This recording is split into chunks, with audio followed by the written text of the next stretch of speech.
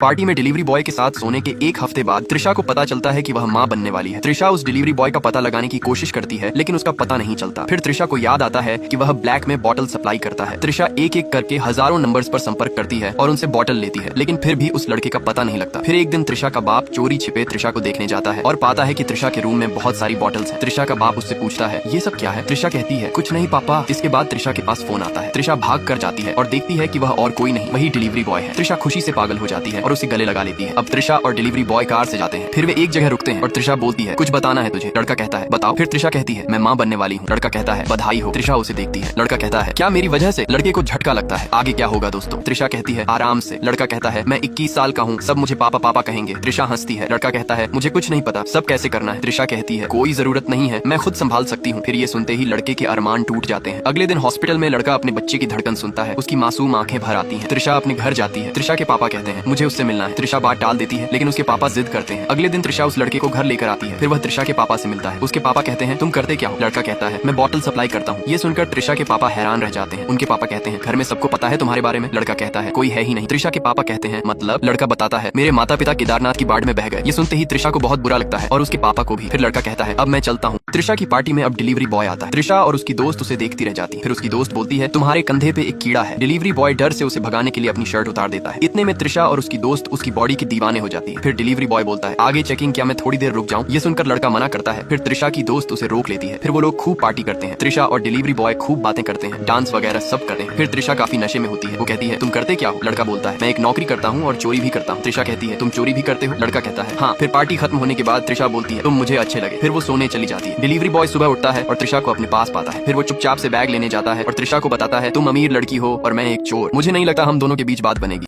त्रिशा को कमरे में कपड़े बदलने होते हैं। उसने विशाल से कहा, तू बाहर जा, मुझे चेंज करना है। लेकिन विशाल कहाँ मानने वाला था। उसने शरारत से मुस्कुराते हुए कहा, अरे मैंने तुम्हें पहले भी देख लिया है, इतनी शर्म क्यों कर रही हो? त्रिशा ने आंखें तरेरी और उसे कमरे से बाहर भगा दिया। बेचारे विशाल के अरमानों पर पानी फिर गया। वो बाहर बैठा खुजली करता रहा। थोड़ी देर बाद त्रिशा बाहर आई और उसे खुजलाते देख बोली, अबे क्या कर रहा है? विशाल ने उसने तुरंत पूछा, चलो बाहर घूमने चलते हैं। दोनों बाइक पर शहर की सैर करने निकल पड़े। रात भर दोनों ने खूब मस्ती की, हंसी ठिठोली की और शहर के अलग अलग कोनों में घूमा। वापस लौटते ही विशाल फिर से अपनी चालू हरकतों पर उतर आया। त्रिशा थकी हुई बोली, विशाल अब सो जा। त्रिशा ने दरवाजा खोला तो देखा कि विशाल उसके सामने खड़ा होकर अपने एब्स दिखाने की कोशिश कर रहा था, जैसे उसे इम्प्रेस करने की पूरी प्लानिंग कर रखी हो। त्रिशा हंसते हंसते बोली, अरे हट, क्या कर रहा है? त्रिशा उसकी हरकतों को देखकर मुस्कुराई और अंत में कहने लगी, ठीक है, बस थोड़ा टाइम स्पेंड करेंगे। अगर सभी को त्रिशा के पापा जैसा ससुर मिले तो सच में मजे ही मजे हों। त्रिशा के पापा को विशाल पसंद आ जाता है और वो अगले दिन उसके घर पहुंच जाते हैं। लेकिन विशाल का घर देखकर उनकी आंखें फटी की फटी रह जाती हैं। विशाल ने कमरे को सिगरेट के धुएं से भर रखा था। वो अंकल को बैठने को कहता है, पर पापा कहते हैं, अबे बैठूं कहाँ, हर जगह कूड़ा फैला हुआ है। घर की हालत देखकर त्रिशा के पापा शॉक हो जाते हैं। कपड़े बर्तन चारों ओर बिखरे पड़े हैं। बेडरूम में तो और भी बुरा हाल था। 2 साल पुराने पिज्जा में सिगरेट घुसा रखी थी। किचन का हाल देखकर तो ऐसा लग रहा था जैसे सदियों से बर्तन धुले ही न हो। पापा तुरंत बाहर जाते हैं और सफाई कर्मचारियों को बुलाकर पूरा घर साफ करवाते हैं। इसके बाद वो विशाल को कार में बिठाकर अपने साड़ी के बिजनेस पर ले जाते हैं। वो बताते हैं कि विशाल को बस रोजाना वहाँ बैठना है और शाम को पैसे ही पैसे। लेकिन विशाल मना कर देता है। पापा जो ठहरे एक गुजराती व्यापारी हार मानने वाले नहीं थे।